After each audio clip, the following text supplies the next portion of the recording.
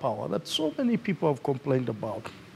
People have complained about, inflated bills in this country. People have complained about procurement that has been done worth 4.5 billion of generators and systems that don't work but are still being paid for, even where it's been investigated and it's been realized that actually the suppliers do not even have the capacity to supply this equipment. They are still paid to, full contract. We've seen relatives literally registering companies like the Ngiriti style, registering companies and being awarded huge tenders. And some of them, for your information, are even using fake documents to get this tender. Some of them are even getting tenders before their companies are registered. And when that was followed up, you realize, but I think I am liking what the DCI is doing. He's not sitting down and saying, no, this is a huge organization, and if we touch on the top management, the company is going to go down. If anything, those are the very people that has made the company have a bad name and has made the company go down anyways.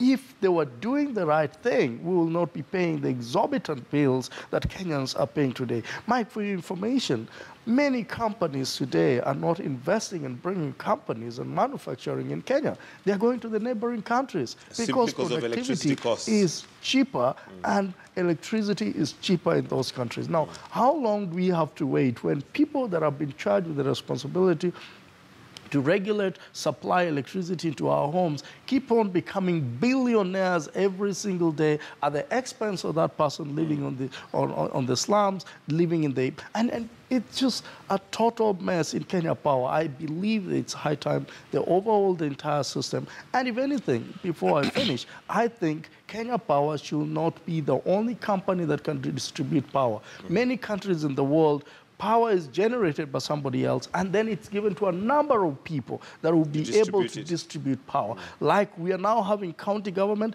County government now need to take the responsibility of distributing power so that we don't leave it to the main Kenya Power to distribute power to the whole country. Let me hear from Honorable Farah Maalim on the broad brush that seems to be sweeping different organizations. Of course, Kenya Power being one of those that has not been left out. And it looks like the president and government are serious about trying to root out corruption. By the way, Kenya Power is the shit was bound to hit the fan at any time because Kenya Power is not a pure parastatal. The private investors in Kenya Power, you see, like KCB, like a number of other institutions, the private investors. So when they're private investors, then the seriousness with which the matter is going to be followed itself is people have their own stakes, individuals have their own stakes. So I can understand it, and I'm sure that they will get to the bottom of it. There's no doubt about that. But then I don't personally believe that people are genuine about this war on corruption. I don't. You don't think so? I don't think so. Why do you have doubts? I'll explain it to you why I have doubts. One big issue that there was a big hype about, massive razzmatazz about it, was a tainted sugar. Where are the importers? Who is the importer who has been arraigned in court now? They're running after KEPs. They're running after small, retailers who are keeping these things in the shops. They're running after wholesalers who bought from the importers. It's a normal, natural, you see, in any business. You don't manufacture what you buy. You buy a jacket right now from a shop on Biashara Street or wherever. Biashara Street. And if there's a problem with that shirt, that jacket, they don't come and arrest you. They find out who the manufacturer was. You bought from the manufacturer as a wholesaler, and the wholesaler sells it to the retailers, and the retailers end up selling it now, distributed to the actual buyers who need these things to utilize. So instead of running around, those ones, where are the importers? We want to see those importers who were given that. Now, I can only believe that somebody is genuine about this business, and I'm saying this, because it's good for us to be very honest. Kenyans have learned to gloss over things and just touch them, and it gets at a certain level, and then it's very hot. Why everybody takes off, and leave it out. I remember there's this big, very interesting adage. I'm sure people from Western Kenya would understand. I'm told in the olden days when the king of the Baganda farts, there used to be a member of the court who takes responsibility and stands up and says, "Oh, I made a mistake. I farted, so I should be forgiven." You know, it's trying to cover up the king.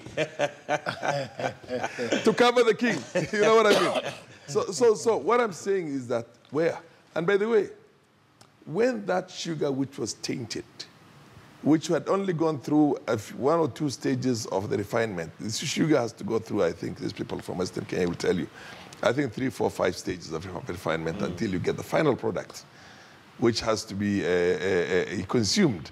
But before, while you're going through the stages, there are a lot of impurities, including some of these metals, I'm told. Some of it is used for certain preservations. When that window was given for this sugar to be imported duty-free, there are people who jumped on that immediately and imported massive amounts with the understanding that this is unrefined sugar, but we'll take it to our own sugar factories and refine it, or use again other other sugar factories to refine it to the final, consumable stage, and then package it and then send it out for distribution. There was a businessman who immediately also imported in his 40,000 metric tons of pure, refined, the best sugar you can imagine. Okay. Because, let me explain. Let me finish this. And they all came at more or less the same time. That person, that businessman's sugar, at the last stage, when the customs entry, when he has paid the duty and everything else, was stopped. Using state authority, was stopped.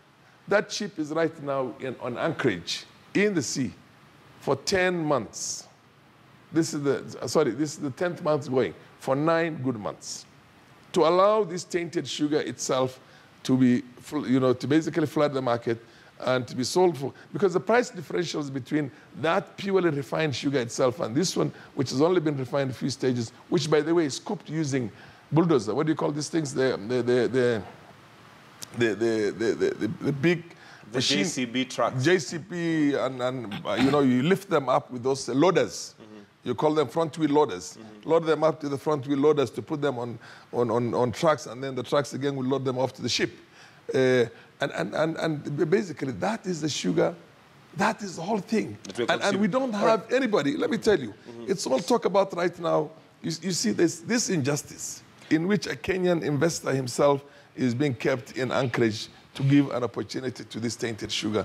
The differentials is about $150 to the ton, and that's $500 to the ton. It's 3 times more expensive. I want to bring in Weda on this, because as far as Honorable Farah Maalim is concerned, the fight on corruption, we are glossing over things, and possibly it hasn't begun. Yet we've seen, for instance, the arrest of Sospita Ojamong, the governor, which had never happened before. We have the bosses in Kenya Power also being arrested. Do you also agree or feel that possibly it is a charade?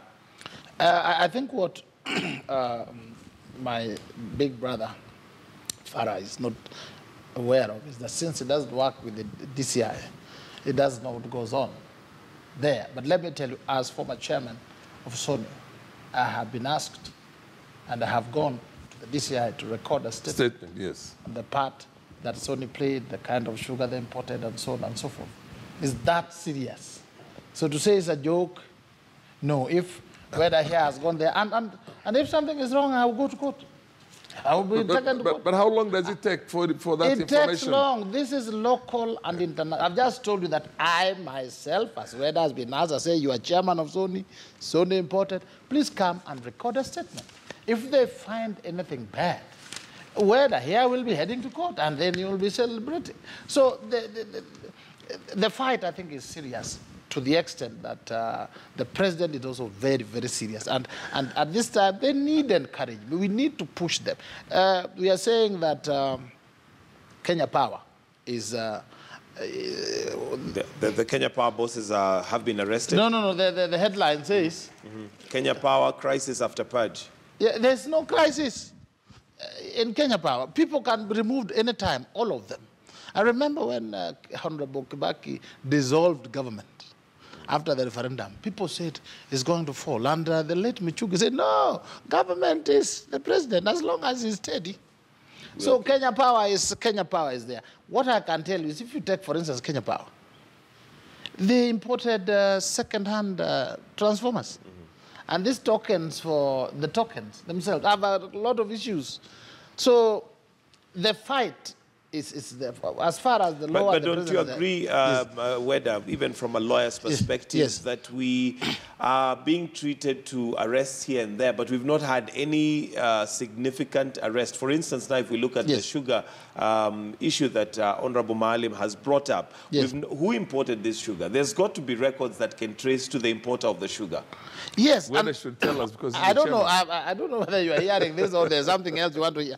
I have told you that I myself, as former chairman, Sony Sugar, have been asked to go and record a statement. Why? Because Sony is one of the companies that had imported sugar. They're also asking other people. You saw Mr. Rai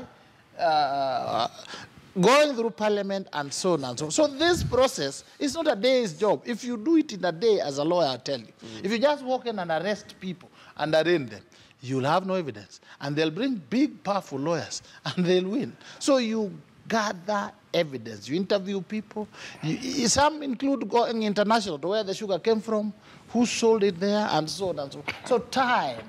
Give it time. All right, Michael Agwanda, you think we're making progress? You know, Mike, I strongly believe that the beginning of this is encouraging. And I strongly believe that the steps that the DCI is making and the DPP is very encouraging for this nation.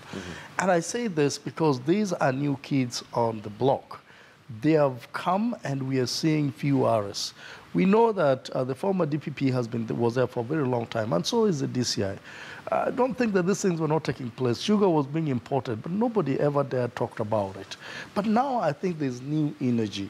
If there's anything, if you ask me, that perhaps Obama will be very happy to discuss with President Uhuru while he's here, is, man, I am happy that at least some few heads are going down, and even if it's just by the fear of embarrassment that you've been hounded to the EACC, to the DCI, and ended up in court like Ojamong did, man, that's enough to send shockwaves into the spines of corrupt individuals, of people who have been operating with impunity in this country.